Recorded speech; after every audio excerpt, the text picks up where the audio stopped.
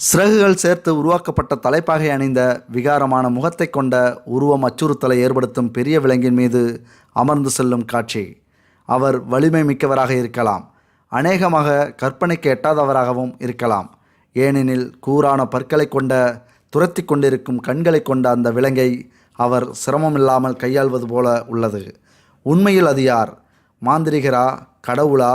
சீனாவின் வரலாறு குறித்து காலம் காலமாக ஒப்புக்கொள்ளப்பட்ட கால நிர்ணயத்தை வரலாற்றாளர்கள் மறு ஆய்வு செய்யும் கட்டாயத்தை இது ஏற்படுத்தியதன் காரணம் என்ன? Welcome to இன்ஃபோவேல்ட்.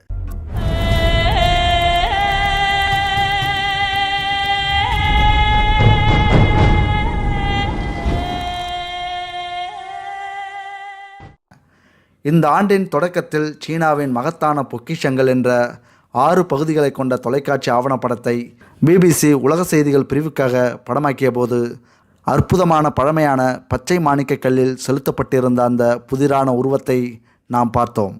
இப்போது அது ஹாங்ஜாவ் நகரில் ஜென்ஜியாங் மாகாண அருங்காட்சியகத்திற்கு சொந்தமானதாக உள்ளது. இந்த ஆண்டின் தொடக்கத்தில் சீனாவின் மகத்தான பொக்கிஷங்கள் என்று 6 பகுதிகளை கொண்ட தொலைக்காட்சி ஆவணப்படத்தை பிபிசி உலக செய்திகள் பிரிவுக்காக படமாக்கிய போது அற்புதமான பழமையான பச்சை மாணிக்க கல்லில் செலுத்தப்பட்டிருந்த இந்த புதிரான உருவத்தை கண்டுபிடித்தனர். இப்போது அது ஹாங்ஜாவ் நகரில் ஜேஜியாங் மாகாண அருங்காட்சியகத்திற்கு சொந்தமானதாக உள்ளது. டஸ்ஸாங் என்று குறிப்பிடப்படும் பச்சை மாணிக்கக்கல் உருளையான, வெளியில் சதுர அமைப்புடன் உள்ளே குழாய் போன்ற அமைப்புடன் உள்ளது. தூண் போன்ற இந்த அமைப்பு மேல்தட்டு மக்களுக்கான கல்லறையில் இருந்து தொல்லியல் ஆராய்ச்சியாளர்களால் மீட்கப்பட்டுள்ளது. ஷாங்காய்க்கு தென்மேற்கே சுமார் 100 மைல்கள், அதாவது 160 கிலோமீட்டர் தொலைவில் புதிய கற்கால மனிதர்கள் கிமு 3ஆம் நூற்றாண்டில் செழிப்பாக வாழ்ந்த பகுதியில் இது கண்டெடுக்கப்பட்டது. கிமு 2ஆம் நூற்றாண்டில் வெண்கல காலத்தில் ஷாங் பகுதியில் ஆட்சி செய்த வம்சத்தைச் சேர்ந்தவர்கள்தான் சீனாவின் ஆதிகால மனிதர்கள் என்று பாரம்பரியமாக வரலாற்றாளர்கள் கற்பித்து வருகின்றனர். கலைநயமிக்க தொன்மையான கைவினைப் பொருட்கள், பாரம்பரிய உணவு மற்றும் ஒயின் பாத்திரங்கள், அச்சத்தை ஏற்படுத்தும் வகையிலான கோடாரிகள், இறுக்கமான முகங்கள் கொண்டவர்களை காட்டும் கலைப்பொருட்கள் மஞ்சள் நதியின் கரையில் நவீனகால ஹெனான் மாகாணத்தில் ஷாங் நகர பகுதியில் இருந்து தோண்டி எடுக்கப்பட்டுள்ளன. பெரும்பாலானவற்றில் முகத்தை மூடியிருக்கும், துருத்தி கொண்டிருக்கும் கண்களை கொண்ட இராட்சத உருவங்கள். டவோட்டி, இதன் சரியான பொருள் பற்றி இன்னும் விவாதம் நடந்து கொண்டிருக்கிறது. அது டவோட்டி என்று கூறப்படும் வளைந்த கொம்புகள் கொண்ட உருவங்களுடன் அவை உள்ளன.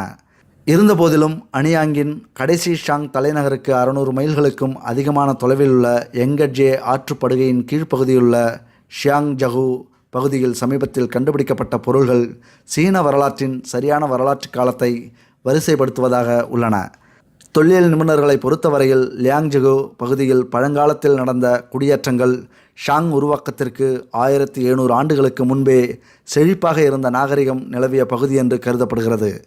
மேற்கில் ஏஜியன் கடல் பகுதியில் இருந்த பழங்கால சைக்ளா டேஸ் நாகரிகத்தை ஒட்டியதாக இருக்கும் இந்த நாகரிகம் கிழக்கு ஆசியாவில் மிகவும் தொடக்க நிலையைச் சேர்ந்ததாக இருக்கலாம் என்று கருதப்படுகிறது. அன்றாடம் உணவை தேடியாக வேண்டுமென்ற நிலையிலிருந்து மாறிய பிறகு லியாங்ஜகு மேல்தட்டு மக்களுக்கு கலைகளின் மீது மோகம் ஏற்பட்டது. புகழ்பெற்ற ஷாங் டவோட்டி கலைகளின் ஆரம்பம்தான் விலங்கு உருவிலான தவளையை போன்ற விழிகளை கொண்ட இராட்சத உருவங்களை குறிப்பிடுவதாக இருக்கலாம் என்று சில அறிஞர்கள் கருதுகிறார்கள். லியாங்ஜகு பகுதியில் இருந்து கிடைத்த கலைப்பொருட்களில் இவை இடம்பெற்றுள்ளன. ஜேஜியாங் மாகாண அருங்காட்சியகத்தில் டாஸ் சாங் என்ற தூண் போன்ற அமைப்பு 6.5 கிலோ எடையுள்ளதாக இருந்தது. இது டஸ்ஸாங்கின் ராஜா என்று கருதப்படுகிறது. இந்த ஆண்டின் தொடக்கத்தில் லியாங்ஜகுவில் தொல்லியல் ஆய்வு நடந்த பகுதிகள் யுனெஸ்கோ உலக பாரம்பரிய தளமாக அறிவிக்கப்பட்டன.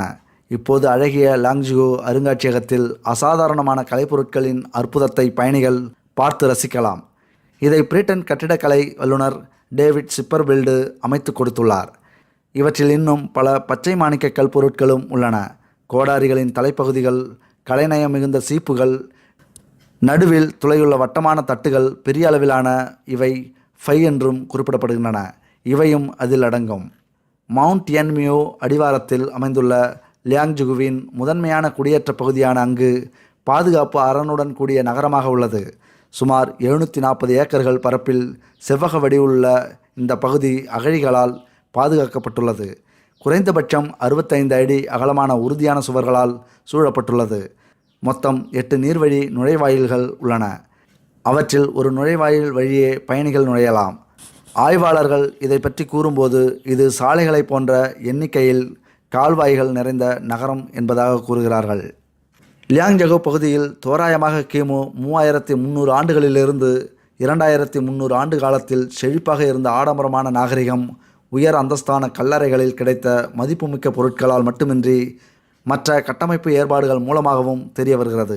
நீர்ப்பாசனத்துக்கு கட்டப்பட்டுள்ள அணைகள், கால்வாய்கள், கவனமாக உருவாக்கப்பட்டுள்ள நெல் வயல்கள், அந்த பகுதியைச் சுற்றி உருவாக்கப்பட்டுள்ள அமைப்புகள் எல்லாமே அந்த காலத்தைய நாகரிகத்தை வெளிப்படுத்தக்கூடியவையாக உள்ளன. நகரில் வாழ்ந்தவர்களுக்கு தொடர்ந்து உணவு கிடைப்பதை இந்த ஏற்பாடுகள் உறுதி செய்திருக்கின்றன. அந்த குடியேற்ற பகுதியிலேயே கருகிய அரிசி கொட்டப்பட்டிருந்த பெரிய குழி ஒன்றையும் தொழிலாளர்கள் கண்டுபிடித்துள்ளனர். அரண்மனையில் அவை சமைக்கப்பட்டு பின்னர் கொட்டப்பட்டிருக்கலாம் என்றும் ரென்வியூ மற்றும் லியூ கூறுகின்றனர். சமூக கட்டமைப்பு மற்றும் நீர்ப்பாசன நுட்பங்கள் காரணமாக லியாங்ஜகோ மக்களுக்கு நிறைய உபரியாக உணவுப் பொருட்கள் கிடைத்துள்ளன என்பது தெளிவாக தெரிகிறது. இதனால் நாகரிகத்துக்கான முக்கிய உந்துதல் ஏற்பட்டிருக்கிறது. அதற்கான நேரம் கிடைத்திருக்கிறது. தினமும் உணவை தேடியாக வேண்டிய நிலையிலிருந்து விடுதலை பெற்ற நிலையில் லியாங்ஜகோவில் வாழ்ந்த மேல்தட்டு மக்கள் கலைகள் மீது ஆர்வம் காட்டியுள்ளனர். வெட்டி எடுப்பதே கஷ்டம் என்ற நிலையில் உள்ள பச்சை மாணிக்க கல்லில் அற்புதமான கல்லறை பொருட்களை உருவாக்குவதில் அவர்கள் கொண்டிருந்த ஆர்வத்தின் மூலம் இது தெரிய வருகிறது. ஜோவ் ஆதிக்க காலத்தில்தான் பச்சை மாணிக்க கல்லின் மதிப்பு உணரப்பட்டிருந்தது என்பது கடந்த காலத்தில் சீன அறிஞர்களின் நம்பிக்கையாக இருந்தது. அதைத் தொடர்ந்து கிமு 1ஆவது நூற்றாண்டில் ஷாங் காலத்தில் இதன் மதிப்பு உணரப்பட்டிருக்கிறது. லியாங்ஜகோவில் கிடைத்துள்ள ஆதாரங்கள் இதற்கு மாறுபட்ட தகவலை அளிப்பதாக உள்ளன. நாம் பார்த்த சுத்தமான கிரீம் நிறத்திலான நைப்ரெட் வகை மாணிக்கக்கல் உண்மையிலேயே லியாங்ஜகோ மாணிக்க கற்கள் அனைத்தையும் விட சந்தேகத்துக்கு இடமில்லாமல் அற்புதமாக இருந்தன. மெல்லிய நுட்பங்களுடன் இது உருவாக்கப்பட்டிருந்த விதம் அது பற்றி தெரியாதவர்களிடம் 2000 நூற்றாண்டில் நவீன சிற்பி கான்ஸ்டன்டைன் பிரான்ஸ்குவில் உருவாக்கப்பட்டது என்று கூறினால் மறுக்க மாட்டார்கள் என்பதாக இருந்தது. இந்த காலத்தில் அவ்வளவு கலைநயம் இருந்துள்ளதை காட்டுகிறது. இந்த மனிதன் விலங்கு கலையம்சத்தின் முக்கியத்துவம் என்னவென்று வரலாற்றாளர்கள் யாரும் விவரித்துள்ளார்களா? நல்லது. லியாங்ஜகோ தளத்திலிருந்து எழுத்துப்பூர்வமான பதிவுகள் எதுவும் கிடைக்காத நிலையில் அறிஞர்கள் யூகித்து மட்டுமே கூற முடியும். இப்போதைக்கு அந்த உருவம் கடவுளா அல்லது லியாங்ஜகோ மேல்தட்டு மக்களைச் சேர்ந்தவரா, இறகுகள் பொருந்திய தலைப்பாகை அணிந்தவர், மாந்திரிகர் அல்லது மதகுரு போன்றவரா என்பது நிச்சயமாக தெரியவில்லை. அல்லது சமூக நிலைகளில் பார்த்தால் லியாங்ஜகோ பகுதியில் வர்த்தக சமூகத்தினரை குறிப்பிடும் கலைப்பொருளாகவும் இருக்கலாம் என்று ரென்பிரியூ மற்றும் லியூ ஆகியோர் கூறுகின்றனர். வேறு வார்த்தைகளில் சொல்வதாக இருந்தால் இந்த புதிரான வடிவம் பற்றிய கேள்விக்கான பதில் அது மேற்கத்திய ஆயுத கவசம் போன்ற ஆட்சி முறையின் சிறப்பு அடையாளமாகவும் இருக்கலாம் என்றும் கூறப்படுகிறது.